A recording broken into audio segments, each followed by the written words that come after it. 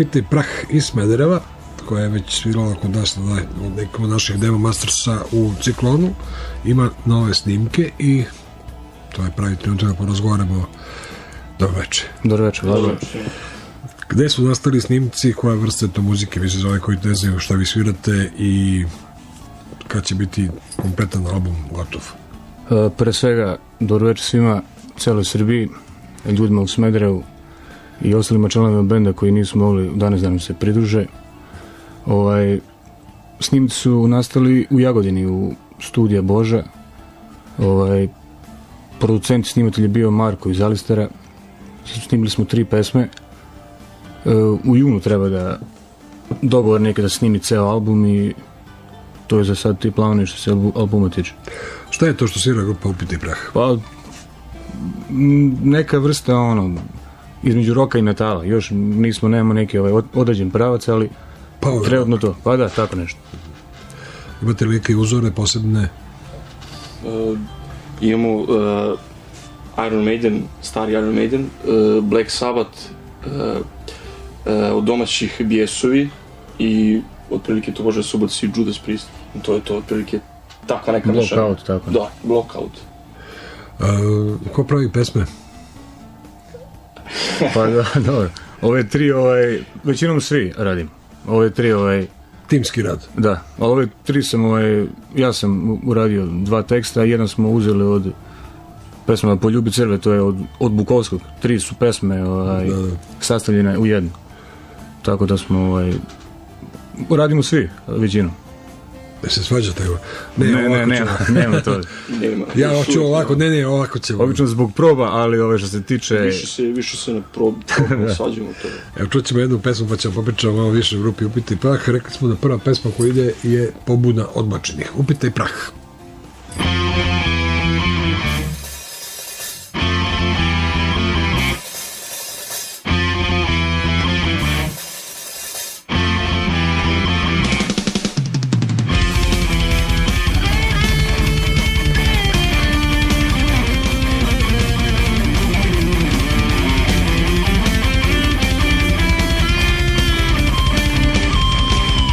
Oči za oko,